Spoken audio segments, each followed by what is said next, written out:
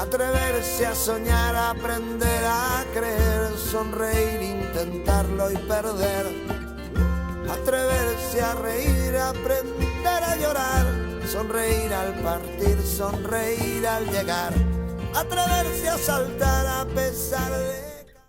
¿Qué tal? ¿Cómo están? Sean todos bienvenidos a un programa del que les podría decir que vamos a hablar de libros, que vamos a hablar de la despoblación, del mundo rural, del liderazgo también, pero esto es lo que yo pretendo, porque creo que estos tres invitados de hoy tienen vida propia, se han aliado ya en un grupo de WhatsApp y no sé por dónde vamos a ir, pero creo que todo va a ser muy divertido.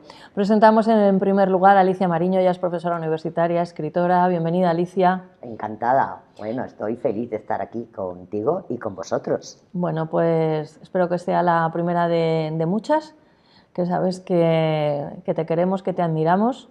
Vamos a hablar de esa segunda edición de Aire del Tiempo, de qué son los haikus. No sé si vamos a tener la fortuna de que igual nos pueda recitar alguna poesía o eso para otro día. Pues ¿qué hacemos? Si no, eso lo dejamos para otro día, pero sí Vale. que os diré, por lo menos pondré algún ejemplo de haikus, ¿no? Que Vale. eso ya es muy sabido por todos. Bueno, no creas, porque hay quien estará diciendo haike, Haiku. Así que, bueno, y damos la bienvenida también a Salvador Molina. Salva, ¿cómo estás? Hola, encantado de estar aquí acompañándote y que hablemos de libros, ¿no? Ya sabes que soy un apasionado de libros. Por supuesto que sí, de liderazgo. Él preside el foro Ecofin y del clúster Mad FinTech y coautor del libro El Cubo del Líder. Pero tienes dos libros sobre la mesa. Uno es El Cubo del Líder. Sí, uno es El Cubo del Líder y otro se llama Talentocracia, que es una introspección hacia el liderazgo dentro del siglo que nos toca vivir, que es el siglo del poder de la colaboración, en una era que es absolutamente digital. Entonces, más allá de hablar de tecnologías o de milenios, es de la digestión de esas enseñanzas que nos está generando este nuevo mundo y cómo aprovechar esas enseñanzas para los modelos propios de gestión interna de tu propio liderazgo y del liderazgo dentro de las organizaciones, ¿no? Es utilizar esa potencia que nos da esta nueva cultura digital y esta nueva cultura basada en la colaboración, en la economía de las plataformas, etcétera, etcétera, para aprovecharlo también en nuestra vida personal y en nuestra vida organizacional, en nuestra vida de dirigir equipos, sean deportivos, empresariales o televisivos. O televisivos. Cada uno en lo suyo. Bueno, y a mi vera, verita, vera, tengo una señora que no he tenido la oportunidad de entrevistar a este momento, pero que la sigo desde hace tiempo, me llama la atención y además me gusta que haya quien se dedique pues, a defender eso, que luego cuando nos encierran ahí y los tomates y las lechugas y el campo y de dónde viene y tenemos que comer, la España despoblada, el campo, lo rural, qué importante es y qué importante es la presencia de la mujer allí. Ella es Isabel Redondo, es diputada regional del Partido Popular y coordinadora de la zona este. Bienvenida. Muchas gracias, un placer estar en tu programa y compartir mesa con estos amigos ya. Además os habéis puesto, sin conoceros, de acuerdo hasta en el color en el que veníais vestidos. ¿Te das cuenta, Isabel?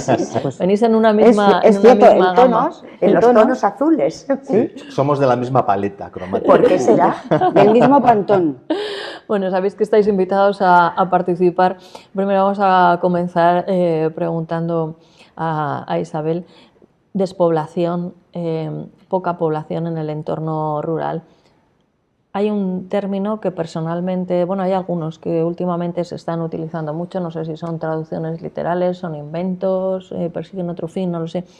Hay uno que es el empoderamiento, que me satura, y hay otro que es la España vaciada, porque creo, no sé, me suena como despreciativo, no lo sé, Isabel, ¿cuál es el concepto? Bueno, a mí no me gustan las etiquetas. O sea, yo que creo que es bueno que tomemos conciencia de que efectivamente hay una España o un Madrid donde, por ejemplo, pues la capital, la Villa y Corte, parece absorberlo todo, y luego hay una serie de municipios que conforman la Comunidad Autónoma de Madrid que exceden también lo que podría ser pues, la corona metropolitana, municipios incluso pues, que tienen una importancia, ciudades, que tienen una importancia trascendental: Madrid, Alcalá de Henares, San Lorenzo del Escorial. existe además también otro Madrid.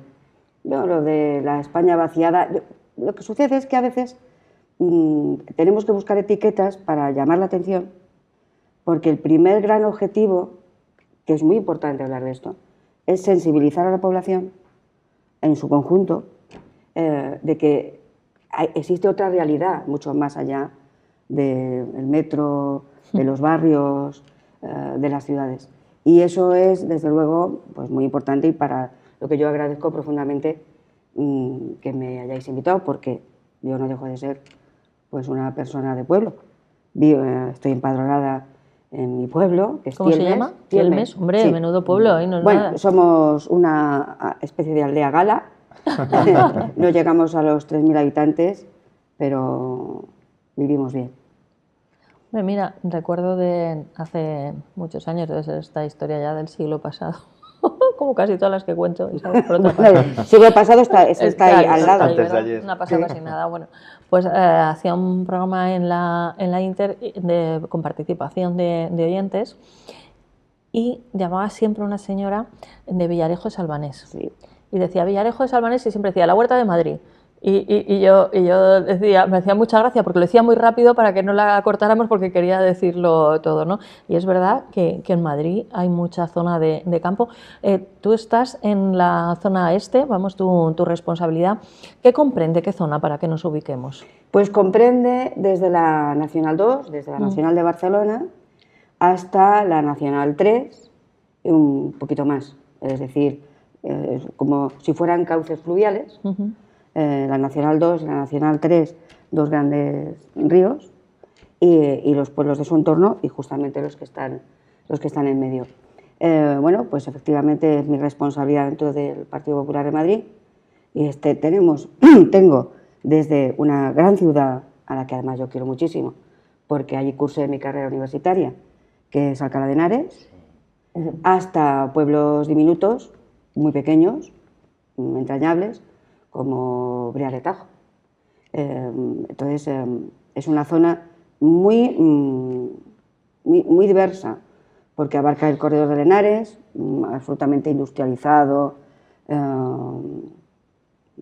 se le nota, se siente, porque además he sido concejal en Torrejón de Ardoz, y se siente que es con mucho arrojo, con mucho ímpetu, con muchas ganas de tener presencia. Y luego, pues pueblos, hasta Arganda del Rey, que hablábamos antes, ¿no?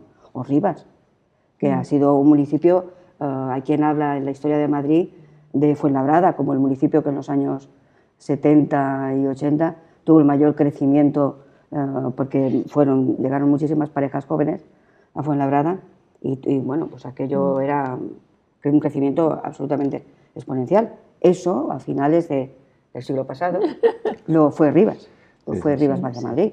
Y hoy Rivas está en torno a los 90.000 habitantes, si no me equivoco, que no es ninguna bobada. Pero, claro, pues están pueblos mucho más pequeños, como he citado Brea, Valdaracete, Valdelaguna, Villamanrique de Tajo, el mío, Tielmes, o Villarejo de Salvanés, que además es el pueblo de mi madre. Y aquí, sí, claro, es que los que somos de la tierra, pues somos de allí. Entonces, para mí es muy fácil contar y sentir también los problemas de sus vecinos, de sus gentes. ¿Cómo no voy a sentir? A mí no me gusta tampoco lo del empoderamiento. Primero me parece un palabro. Sí. Y luego yo creo que hay que vivir allí para sentir eso. ¿Cómo no voy a luchar yo por las mujeres de mis pueblos como por los hombres? Pero las mujeres en el ámbito rural han sido las costaleras de la peana, y ellas han trabajado mucho para que, por ejemplo, las mujeres ya de mi generación y, por supuesto, de las generaciones posteriores, pues nos hayamos abierto camino. El mérito es de ellas. Nosotras solamente hicimos lo que teníamos que hacer, pero las que abrieron la puerta fueron ellas. Y por lo tanto yo creo mucho en eso. Y tengo además la fortuna de que en mi partido, en el Partido Popular de Madrid, pues las mujeres no hayamos tenido ni más ni menos predicamento, pero hemos sabido siempre valorar el papel primero de los municipios, de la vida en los pueblos, además en los pequeños, y también el papel de la mujer. Y ahora, pues lo que empezó ya Alberto Ruiz Gallardón, que es que ya empezamos a hablar de hace algunas décadas, del siglo pasado. Exacto. Pues luego le dio un empujón muy importante Esperanza Aguirre. Quiero llamar la atención de lo que significa para los municipios de esa corona exterior de Madrid, lo que significa tener hospitales que atienden el 80% de las patologías que sufren los madrileños a 20 minutos de su casa. Quiero decir que tenemos que valorar, porque a mí el término este de poner en valor tampoco me hace demasiada gracia, por utilizar correctamente el castellano, que para eso lo tenemos, pues para eso es muy importante. Y ahora, pues Isabel Díaz Ayuso, nuestra presidenta, pues está completamente volcada en el apoyo de los pequeños municipios, y a mí eso pues lógicamente me llena de orgullo. Has explicado, yo no sé, ¿la aplaudimos? Sí, por favor. Sí. Es que sí, de verdad que no es algo que haga en los programas, salvo cuando cantan y no has cantado, no sé cómo se te da lo de cantar. Fatal. Pero has hablado con tanta serenidad y con tanto sentimiento que es muy, muy de agradecer. Creo que necesitamos escuchar también discursos como el tuyo, lejos de ese enmarañamiento, ¿no?, que hay en todos los ámbitos. Y el poder decir que eres de un pueblo, que tu madre es de otro, o sea, que tengas tus raíces ahí, creo que es un privilegio y bueno, y una virtud. También es muy duro cuando hablamos en algunos programas que hago de psicología y hablamos del estrés. Yo le comentaba a Ramón Oria de Rueda, que es el psicólogo que colabora con nosotros en la tele, digo, es que en las grandes ciudades el estrés, y me dice, ¿y el estrés del campo? Y siempre me hace meditar con eso, porque dice, claro, estás mirando al cielo, si llueve, si no llueve, si hay sol, si no hay sol. Tenemos como una idea idílica, ¿no?, de que vamos al campo, porque claro, vamos al campo a lo mejor 2 o 3 días, nos relajamos y venimos como nuevos, pero es que hay que estar en las duras y en las maduras, ¿no? Entonces también existe ese estrés del campo. Pero Isabel, ¿cuál crees que es la razón? Porque es verdad que ha habido pues muchos años de que lógicamente te vas pues a las capitales, a donde puedas tener o desarrollar mejor tu tarea profesional o personal. Pero ahora con la pandemia casi todos estaban a ver si tenían alguna casa en el campo en la que poder escaparse. Parece ser que ha subido la venta de casas que tienen terraza o que tienen jardín. Y luego ha habido un reconocimiento, no sé si real, creo que a la hora de los precios y todo eso, ¿no?, pero de todos los agricultores, de los ganaderos, de toda la gente que nos ha procurado en que, gracias a Dios, en España hayamos podido seguir alimentándonos y que no dependamos solamente de todo lo que viene de fuera. Pero ¿por qué no hay más personas jóvenes que van a los pueblos a vivir? ¿Cuál crees que es el principal problema? Bueno, yo creo que lo has definido muy bien. Creo que somos una foto de la sociedad en la que vivimos. La España, y Madrid no es una cosa extraña, la España de los años 70, 60, 70, pues evidentemente tenía un foco de atracción muy importante y hubo vecinos, hubo gente que por buscar más posibilidades económicas, la crisis agrícola, la llegada de las exportaciones extranjeras hizo mucho daño, naturalmente. Entonces hubo personas que tuvieron que cambiar su forma de vida y se marcharon a la capital. Pero siempre han seguido vinculadas a su pueblo. En Madrid, en Madrid desde luego, que es lo que yo conozco, pero vamos, creo que también sucede con la gente de Ávila y con la gente de otras comunidades autónomas, porque en Madrid, que es esa gran, no solamente la Villa y Corte, la capital, es una orbe de acogida, lo es toda la comunidad autónoma, porque Móstoles, Alcalá, San Fernando de Henares, Leganés, Fuenlabrada, están llenas de personas que han venido de otros pueblos de la comunidad o de otras comunidades autónomas. La pandemia ha tenido un efecto positivo, Bueno, ha tenido algún otro efecto positivo, más allá de Sí. hablabas de la psicología, y es pensar en el otro, ayudarle, ese espíritu de ayudar a la persona mayor, eso, vamos, creo que tenemos que sentirlo como algo muy positivo. Y luego, todos los pueblos, ayer estaba, por ejemplo, yo en Pezuela de las Torres, otro municipio. Qué nombres más bonitos, sí, además. pues un sitio, un pueblo precioso, lo tienen cuidado, y una iglesia preciosa.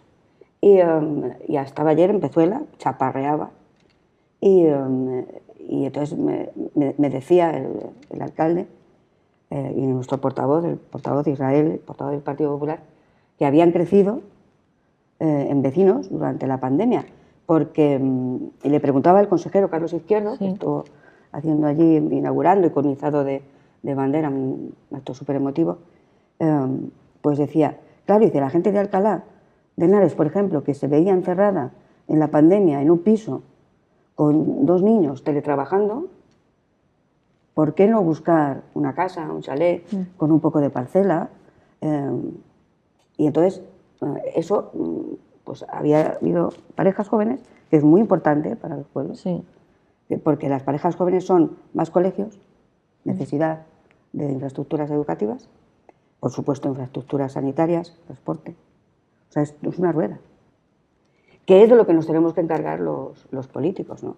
Entonces, pues comentábamos ayer lo importante que había sido la medida que ya ha anunciado la presidenta y el consejero de Transportes, David Pérez, de rebajar el precio del abono transporte de los 99 euros que valía hasta ahora, los de las coronas superiores, C1 y C2, a lo que venía valiendo el abono transporte de la zona B3, que supone aproximadamente, no llega, pero en torno a los casi 20 euros menos al mes. Sí, que es mucho dinero. Entonces, claro, eso para una familia, más allá del abono transporte para la gente joven. Sí. Que si tú pagas menos, porque eso facilita, hace que la gente se piense de, oye, pues lo mismo me voy a ir a vivir a un pueblo, vivo bien. Pero es verdad que tenemos que apartar también ese paisaje romántico y bucólico, porque en los pueblos somos madrileños, tan madrileños como los del barrio de Chamberí, tan madrileños. Y por lo tanto, pues vivimos en nuestras condiciones, los inviernos se hacen duros, porque no tenemos escaparates, pero la vida está cambiando, la sociedad está cambiando, y yo creo que la sociedad va a revalorizar la vida en los pueblos, la vida tal como está avanzando, porque el teletrabajo, los medios digitales, todo eso favorece la vida en el pueblo. Sí, para eso, ahora os diré si le queréis comentar alguna cosa. Mira, por la familia de mi padre, pues son originarios de Asturias, una pequeña aldea. Esta no es una aldea gala, es una aldea asturiana, pero también de armas tomar. Igual, de armas tomar. Astures fueron... Por eso. A los romanos les costó. Por eso. Y a otros que no nos vamos a entrar todavía más, pero bueno. Y entonces, pues una compañera de juegos infantiles, es decir, pues de mi edad, que trabaja para compañías internacionales, trabaja desde allí prácticamente todo el tiempo. Hay un problema grande con lo que es el wifi, internet en Asturias por el terreno, pero hay una cooperativa, no sé si hay más, pero por lo menos esta es la que yo también tengo contratada, que claro, cuando yo empecé a hablar con las grandes compañías le dije, ¿y tú con quién estás? Porque claro, yo necesitaba para poder estar trabajando ahí algún día tener velocidad, poder descargar las cosas bien, que es uno de los problemas también que existe. Dice, pues mira esta cooperativa, que yo claro la veía escrita con G, con diéresis en la U, y digo, esto es una tomadura de pelo, ¿no? Y funciona fenomenal. Y eso facilita que personas como ella pues decidan, porque indudablemente pues los costes también no son los mismos que vivir en una ciudad, son menores por el terreno, puedes tener más metros, pero claro, tienes que tener una serie de servicios. Alicia, creo que querías comentar algo, y si quieres comentar algo, Salva. Decirle a Isabel que realmente creo que las cosas están cambiando. Es decir, la pandemia, el trabajo en casa, el teletrabajo, todo eso va a cambiar mucho las cosas, pero no lo sé qué tendría que ir antes. Es decir, sí que en los pueblos se fuera generando poco a poco mayores servicios, como decías, mayor comunicación, mayor facilidad, y eso atrae o si es lo contrario, es decir, que vayan familias, que vayan tal, y ya en función de la población y del volumen y de las necesidades, entonces se pondría en marcha. Yo creo que eso habría que irlo coordinando. Yo creo que es una trenza que va ligado entre sí, y es, por ejemplo, yo creo que una de las grandes virtudes que tiene la presidenta de la Comunidad de Madrid, Isabel Díaz Ayuso, y es la agilidad para ver, junto con el equipo que tiene, ¿no?, de estar muy pendiente de todo aquello que los madrileños necesitan y escudriñar hacia dónde va el futuro, ¿no? La pandemia, o sea, yo creo que la sociedad está cambiando y la vida en los pueblos yo creo que se va a transformar. Por ejemplo, comentabas tú la velocidad, el wifi, pues en Madrid se están haciendo verdaderos esfuerzos desde la administración regional, no solamente con el plan Vertebra, sino pues para apoyar la fibra óptica, el TDT, bueno, pues para dar esos recursos, esos instrumentos que necesitan los madrileños, que a la hora de interesarse por comprar, preguntan, oye, ¿aquí qué tal funciona Internet? Claro. Okay. Entonces, pues sí, mira, nos acaban de poner la fibra óptica. Ah, pues mira, eso es un punto a favor. Pero también los madrileños, con esto de la pandemia, porque creo que nos ha abierto los ojos, porque creo que las crisis también son un motivo de oportunidad. Lo creo firmemente. O sea, yo no soy una persona pesimista por naturaleza. Entonces, han descubierto con el encierro, que con la Comunidad de Madrid estuvo encerrada, muchos madrileños han descubierto Madrid. Sí. Han descubierto ese otro Madrid. Es que no hay que irse, con todo mi respeto, para la montaña palentina o con Soria, ¿no? Es que también tenemos un románico en Madrid.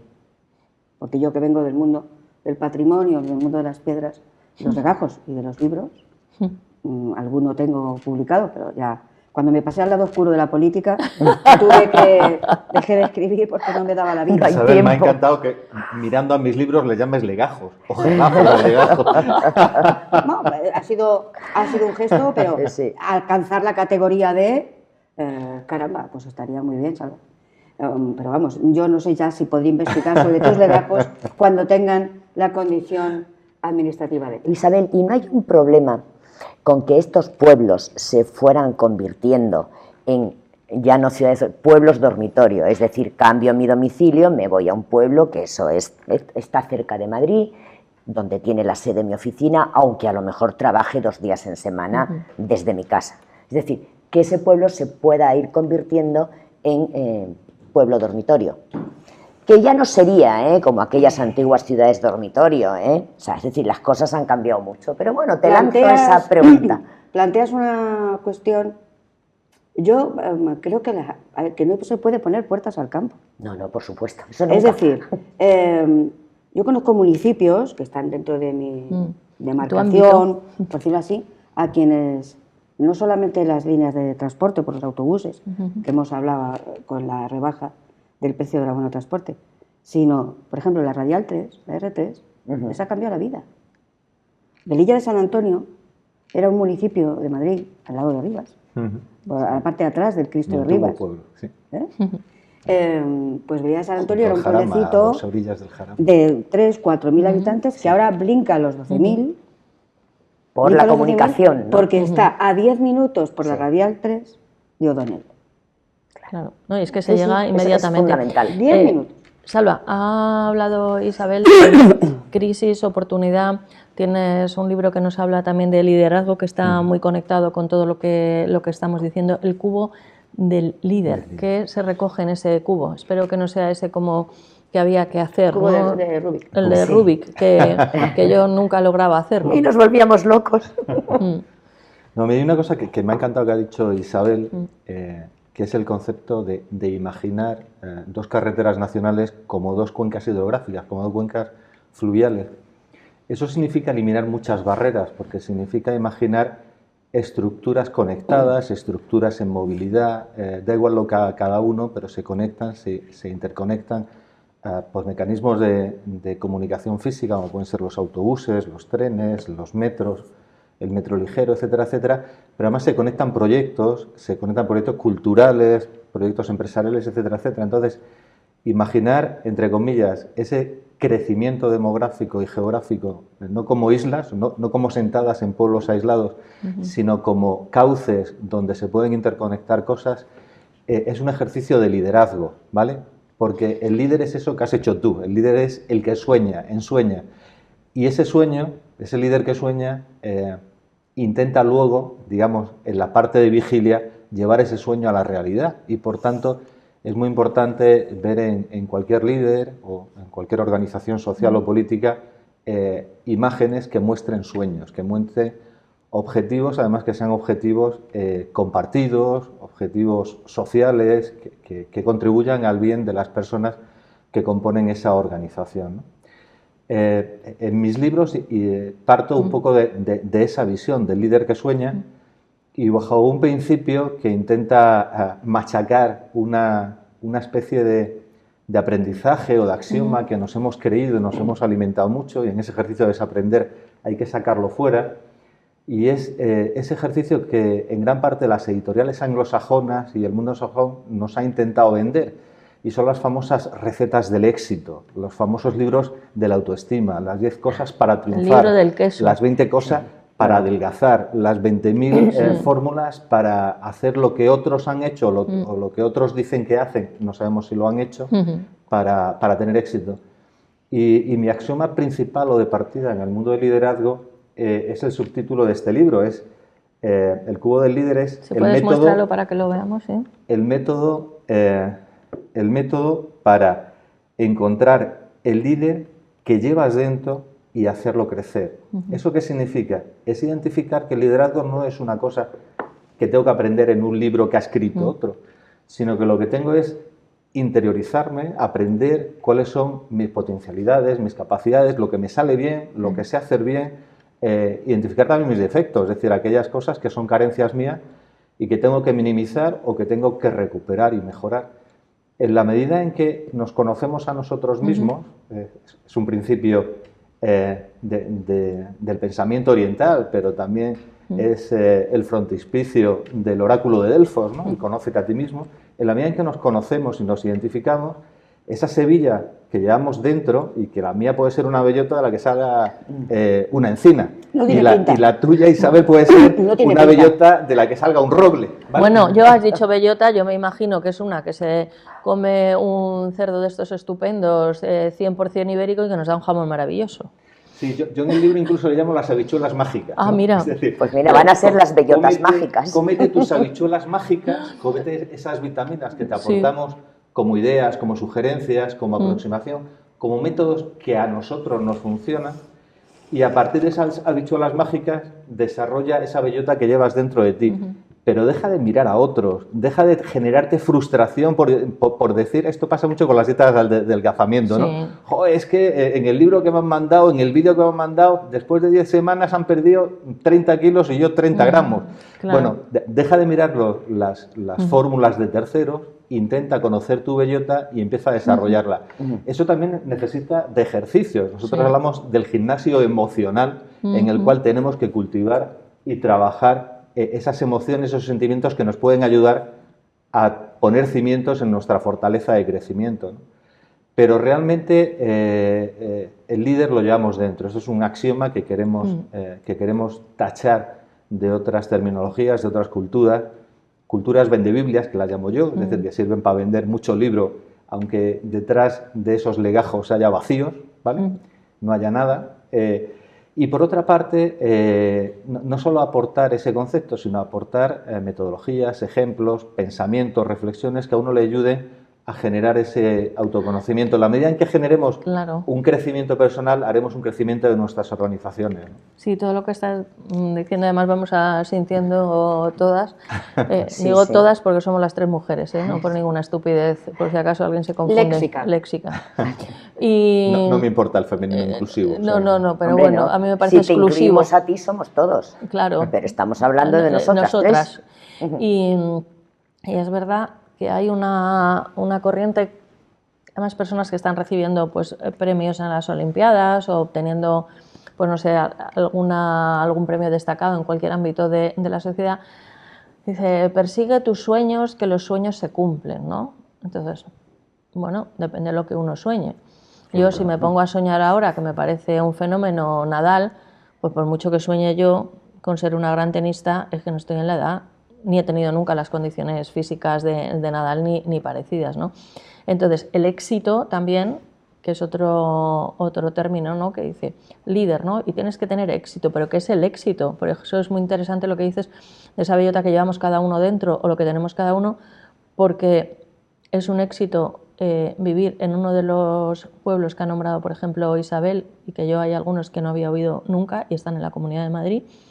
Es un éxito el poder vivir allí, disfrutar, tener tu vida y ser feliz, como puede ser un éxito tener un restaurante con la guía Michelin o distintas cosas. Es que para cada alumno el éxito es diferente, entonces nos ponen como en unos parámetros y en unas líneas que no tienen por qué servir, y en eso siempre desde que te conozco eres como muy contestatario y muy respondón, y se agradece porque creo que amplías el espectro y además haces algo real. ¿El otro libro cómo se titula? El otro libro bueno, son dos libros. Deja que haga un pequeño agradecimiento a la editorial. Sí. Marta Prieto es una persona que cree mucho en los principios, en los valores y entre comillas, en aportar a la sociedad libros que sean nutritivos, que alimenten el espíritu, que alimenten las emociones, que alimenten el desarrollo personal, ¿no? Entonces, yo le estoy muy agradecido a Marta Prieto y a la editorial Colima, es la editorial de Un Perrito, en el stand 62, en la Feria del Libro. La editorial se llama Colima. Colima con K. Perfecto. Que era el nombre de su mascota, de su perro. Y este perro siberiano se convirtió en el ejemplo a seguir. Entonces, todas las emociones que ella ha volcado, entre comillas, a su mascota, es la que intenta volcar a la sociedad a través de las distintas líneas que potencian su editorial. Por lo tanto, es una editorial muy nutritiva, con independencia de que haya libros de liderazgos, pero hay otros libros que son más, entre comillas, de espiritualidad oriental, y otros que tienen más que ver con libros de autoestima, y otros que tienen más que ver incluso con literatura de ficción, pero que tienen al final principios y valores positivos. Entonces, esta editorial de alguna manera está apostando por mí en la parte de libros de liderazgo, y el anterior libro de liderazgo se llama Talentocracia, el poder de la colaboración en la era digital. Talentocracia es una de las palabras que hemos inventado dentro del foro Ecofin, que es un foro que intenta cambiar la manera de ver el liderazgo y la gestión de las empresas, el management. Creamos otro que se llama Felicacia, es decir, construir organizaciones basadas en la felicidad y en la eficacia, Dios rogando y con el mazo dando, que se diría en castizo. Y Talentocracia lo que persigue es intentar ver las organizaciones bajo el concepto de personas. Y cuando las organizaciones piensan en personas, le ponen el concepto talento, porque realmente no están pensando en las personas como seres que hay que alimentar o que pensar en su familia, sino como personas que a la organización le van a prestar un valor extra, y ese valor extra se llama talento, ¿no? Entonces, ese mirar las organizaciones como talentocracia, si lo sumamos a los aprendizajes que hemos hecho, sobre todo las 3 últimas décadas, especialmente en este siglo XXI, pues vemos que ciertos paradigmas de principios y valores compartidos de esa cultura social han cambiado. Y lo fundamental no es la tecnología. En Ecofin acuñamos un concepto que es la transformación, el cambio, se hace mediante tecnología, pero desde las personas. Realmente los transformadores somos las personas, pero utilizando tecnología. Entonces, el aprendizaje de estos 30 últimos años del gran impacto, de la gran tsunami de la tecnología, es el mundo de la colaboración. Hemos aprendido a que para hacer las cosas las tenemos que hacer juntos. Hemos aprendido que para poner en marcha un nuevo proyecto no importa tanto el que te lo haga una gran multinacional, sino que 3 personas con talento se reúnan y lo pongan en marcha, y lo pongan a una velocidad mayor que la multinacional y, entre comillas, echándole más ganas, ¿vale? Y más cariño. Bueno, ese concepto de descubrir las organizaciones como organizaciones en las que tienes que volcar, digamos, contextos felicaces, pensado en la talentocracia, etcétera, etcétera, hacen generar un liderazgo en los líderes de esas organizaciones, líderes que están arriba o líderes que están en equipos o en otras partes de la organización, pensar de otra manera, ¿no? Y pensar en la colaboración, en el estímulo y en la organización. Y por tanto es un complemento perfecto el concepto de la talentocracia con el tema del cubo del líder, que es un libro que ya nació en la era pospandemia, que parte además de un prólogo que hace el coronel Pedro Baños, de entender cómo han cambiado las cosas y cómo la pandemia del COVID ha transformado la manera de ver las cosas que tenemos los ciudadanos, y a partir de ese conocer las cosas con otra visión, o con un mayor valor al mundo rural, con un mayor valor, por ejemplo, al teletrabajo como herramienta, o un mayor valor en apostar por personas y no por tecnología, pues a partir de ahí surge esa búsqueda de nuevo de la semilla para el liderazgo personal, pero que sea herramienta para después llevarla al liderazgo de las organizaciones. Y el concepto del cubo es un cubo como un dado, ¿no? Es decir, donde hay 6 facetas, 6 caras que son opuestas entre sí. Se ha hablado mucho y venimos años hablando, por ejemplo, del tema de la conciliación. En una faceta estaría la vida profesional y en otra estaría la vida personal. Y hay que buscar el equilibrio entre las dos. Pero también está, entre comillas, la vida material y la vida espiritual, es decir, el crecimiento personal de cada uno, pero a la vez el crecimiento en aportación a tu familia de ciertos componentes económicos y de crecimiento. Y hay otra serie de criterios en los cuales lo que planteamos es una especie de planning, que alguien lo puede hacer en plan cartesiano, todos los días hacer su ejercicio espiritual de chequeo, o alguien lo puede hacer de una manera más relajada, pero en cualquier caso es intentando equilibrar distintos conceptos. Yo además tengo una idea, llevando o extremando más allá del cubo del líder, llevándolo al mundo de los dados, de que cada vez que nos pasa algo, cada vez que tenemos que tomar una decisión o que impactar emocionalmente algo que nos ha pasado, tenemos que hacer el ejercicio de tirar el dado. Y el dado es un elemento mágico y perfecto, donde si os habéis fijado, cada vez que os sale un número, si le sumáis el opuesto, siempre sale el número mágico del 7. Si te sale un 1, dice, bueno, pero es que en el otro lado hay un 6, bueno, ya tengo el 7. Claro. Si te sale un 2, dice, no, pero es que en el otro lado tengo un 5, bueno, ya tengo un 7. Si pensamos que las cosas que nos pasan y las decisiones que tenemos que tomar siempre tienen un contrapunto en la otra faceta de ese cubo, siempre encontraremos también una herramienta emocional para de alguna manera, hacernos más resilientes y más fuertes. Es decir, aquello que decía un poco la moral cristiana de que detrás de cada pena viene también su recompensa, pues cuando tiramos el dado tenemos que hacer ese ejercicio, en el impacto emocional, económico, como sea. Así que no pensemos que tenemos mala suerte, cuando nos ha salido un 1 o un 2, pensemos que eso más el sumatorio del opuesto nos sigue saliendo el 7. Esa imagen desde luego es preciosa y nos quedamos con ella. Yo desde luego la incorporo porque es verdad que es así. Lo que pasa que a veces cuando uno pues le ha salido ese 1 y necesitaba cuando un 7. Te salen 3 veces un 1. Y dices, hombre, pues ya vendrá, pero mientras estás en ese tiempo, pero sí pensar en ese otro lado.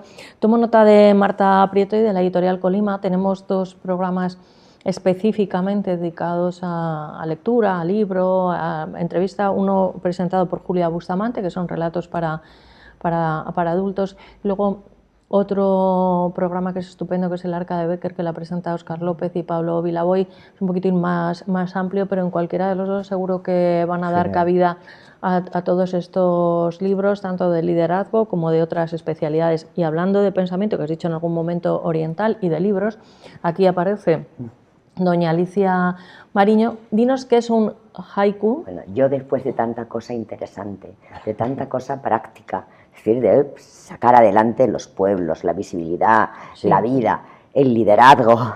Bueno, pues llegas tú. Y estaba pensando, y estaba diciendo, bueno, de la imaginación al poder, del arte al poder, porque necesitaba salir adelante de gente tan sesuda y tan competente como son hoy mis contertulios. Bueno, pues yo vengo hoy con motivo de los haikus. El haiku creo que ya es de nivel casi popular, pero por si acaso, haiku es la estrofa típica japonesa. Son 3 versos. El primero tiene 5 sílabas, el segundo 7 y el tercero 5. No son 5 así contando, luego hay que saber métrica, cuáles valen más, cuáles valen menos. Es verdad que es una estrofa que se ha puesto más de moda últimamente, o se puso y ahora ya menos. Bueno, el caso es que desde luego en Japón no ha dejado de existir. Es como el octosílabo en España, o sea, el romancero, bueno, pues esto. En Japón se siguen haciendo concursos anuales con las fechas de principio de año, con el año nuevo, pues para haikus. Sí que es verdad que ha ido cambiando un poco, y voy a la parte oriental. El haiku nunca debe verse demasiado el yo del poeta, y siempre debe tratar de cosas de la naturaleza o cosas muy de la idiosincrasia japonesa, es decir, puede ser la ceremonia del té, pero ahí ya entran flores o belleza en objetos, pero sobre todo, o sea, los más fáciles de distinguir y sobre los que más se han hecho de siempre son haikus que van narrando las distintas estaciones, y según las distintas estaciones pues pueden ser los ríos, las flores, las plantas, el paisaje, la lluvia, el mar y tal. Luego en España es verdad que ya incluso Rubén Darío empezó a hacer haikus, o sea que bueno, no sé, y en lo que es en España se empezaron a hacer más asonantados, porque en japonés no hay rima. No que en Japón no haya rima, sino en la estrofa japonesa del haiku no tiene por qué tener rima. Y en España empezaron a salir asonantados. La mayoría es asonantado, quizá lo trae la propia lengua. Se parece, luego se recuerda a veces a las soleares. O sea, depende. Hay que tener cuidado para que no se te transforme un haiku casi en una solea. Por número de sílabas no, pero a veces por la rima. Total que bueno, el caso que eso es. Sí que es verdad que tengo que decir, ya sabes que yo lo digo todo con un poquito de guasa. Sí. Se han escrito muchos libros sobre haikus que, en fin, fallan en la medida. Entonces, si no son 5, 7, 5 perfectamente en métrica, eso para empezar. No, que igual, igual han puesto 3 líneas, pero no han contado el resto. Ese es el asunto. En fin, tampoco vamos a exagerar, María José. Bueno, yo es que sabes que lo cuento todo muy visual, digamos, para que se entienda. Y luego, bueno, claro, tiene que tener un toque poético. ¿Dónde está? Antes hablábamos de recetas y de tal. Evidentemente, si hubiera recetas, tanto en el arte, hablo en poesía, en narrativa, en estas cosas de liderazgo, de éxito en la vida, de conseguir estas cosas que hablábamos también de la despoblación o la población, etcétera, todo estaría solucionado. Claro, se encuentran las recetas a lo largo de la historia de la humanidad y ya está. Pero desgraciadamente, o para bien, no existen recetas, con lo cual yo creo que en el arte todo es un continuo desafío. ¿Cómo sabes si es poético? Pues eso lo sientes o no lo sientes, ¿no? O sea, yo creo que, como cuando hablabas tú, María José, es decir, persigue tu sueño. Sí, es verdad, hay que perseguir el sueño, pero uno está más capacitado o menos capacitado. O sea, hay mentes que son de súper ingeniería y son, vamos, bárbaros en eso. Y otras mentes que a lo mejor vamos más por la parte más creativa. Entonces, yo sí que os puedo decir que es una intuición. Tú sientes que lo que has escrito tiene un sentido poético o no. Los más sabios del lugar, en sentido de poesía o de arte, hablan de la mirada poética sobre el mundo. Es decir, la mirada poética sobre el mundo se tiene o no se tiene. Y luego se puede escribir poesía o no. Pero esa mirada poética sale incluso en la manera de expresarse a nivel general. Haznos sentir con alguno. Pues mira, te cuento, este Aire del tiempo salió, valga la redundancia, hace ya tiempo. El editor estaba esperando ya el segundo libro. Lo tengo en la cuna. Pero, bueno, sabes que soy profesora universitaria, que hago también muchas más cosas, que escribo sobre... Y colaboras en medios de comunicación. Y entonces no me ha dado tiempo, total. Que han sacado ya la segunda edición de este primer libro de haikus, a la espera del segundo, que se titula Aire del tiempo.